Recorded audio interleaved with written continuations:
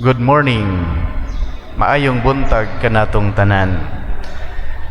Mga igsoon, nasayod kita nga adunay mga balaod nga gihimo sa tao ug aduna usay mga balaod nga gihimo sa Dios.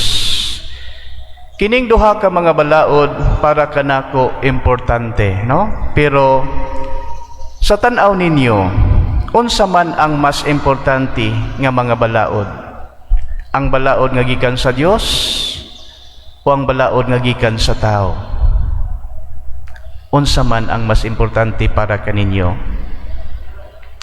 Para kanako ang mas importante nga balaod mao ang mga balaod sa Dios. Ngano man? Tungod kay kung mamatay ta o kung nagkasala ta sa balaod nga gihimo sa tao, dili naman ta manubag niini, di ba, no? Pero kung mamatay ta og atong gisupak og wala tumana ang balaod sa Dios, inig kamatay nato, wala tay lusot, no? Ngano man, tungod kay inig atubang nato sa Dios, manubag man gayud kita, no? Di ba, no? Ug mao kini ang nakadismaya ni Hesus sa mga Pariseo nga giasoy sa atong ebanghelyo karon. Ngano man, tungod kay mas gihatagan pagbili sa mga Pariseo ang mga balaod nga gihimo sa tao kaysa balaod sa Dios. Sama sa paghugas sa kamot, no? Ilang gisaway ang mga tinun-an ni Hesus, ngano nga wala maghugas sa ilang makamot o sa mukaon. Gani mingon man si Hesus sa atong ebanghelyo karon, gipasagdan ninyo ang mga sugo sa Dios ug mao hinoy inyong gituman ang mga pagtulun-an nga iya sa tao. Buti pasabot sa atong Ginoo nga mas gihatagan nilag importansya ang mapagtulun-an sa balaod sa tao kaysa balaod sa Dios. Mas istrikto pa sila magpatuman sa mga balaod sa tao kaysa balaod sa Dios. Ngano nga nakaingon si Hesus niini? Tungod sa pagsaway sa mga Pariseo sa iyang matinun-an sa pagkaon nila nga wala maghugas sa kamot. Ang paghugas sa kamot usa mukaon pagtulun-an ni gikan sa tao, no? Di ba mauman usab kini ang gitudlo kanato nga usa ta mukaon maghugas sa kamot, dili man ni sayop, no? Dili ni sayop, okay man ni, di ba? Pero ang gikasaway ni Hesus nila, mas istrikto pa sila pagtuman sa balaod sa tao. Mao lagi na wala nila tumana ang balaod sa Dios. Ilabi na ang balaod sa sugo sa Ginoo, labi na kanang pagpakita og kaluoy ngadto sa uban. Balaod kini, sugo kini sa Ginoo nga kita mupakita og kaluoy. Kay kini mga Pariseo, sa sobra nila ka-istrikto, wa na nila tan-awa unsaon pagkaluoy sa tao, mas gisunod nila ang pagka-istrikto pagtuman sa balaod sa tao.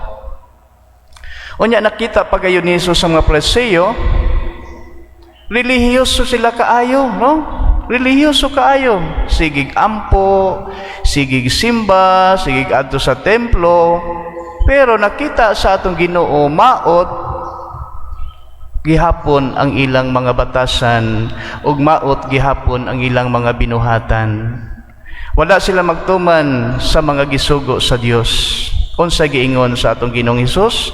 Kining mga tawhana nagpasidungog kanako sa pulong lamang apan ang ilang kasing-kasing halayo kanako. No? Mao ni giingon sa Ginoo, "They praise me with their lips, but their heart is far from me." Sige silag ampo, pero ang ilang kasing-kasing halayo kanako, no? Pirmi og simba, pero mao lagi na maot gihapon ang batasan og mga binuhatan. So mao kini ang nakita ni Hesus sa mga Pariseo. Mao na nga nakaingon si Hesus ngadto kanila, mga tigpakaaron ingnon, no? Mga tigpakaaron ingnon. Mga igsoon, siguro ang usa sa mga mensahe kanato sa Dios mausab ang pagtan-aw sa atong kaugalingon, no? Kay basin wala na ta makabantay ang ato day nga gipakita nga mga batasan pariha usab sa mga Pariseyo nga puno sa pagpaka aron ingnon. Mao na nga ang pangutan-on na o mao na nga pangutan-on nato ang atong kaugalingon karon. Kumusta man tuod ako, no? Kumusta man ang akong pagkatao? Sa sige nakog ampo, sa sige nakog simba, aduna ba'y nausab sa akong kaugalingon? Mas nahimo ba akong buutan nga anak sa Dios?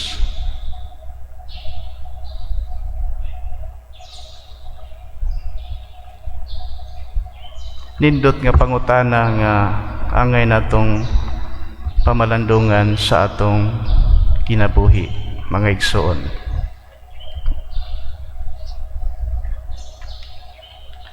Palihog manindog,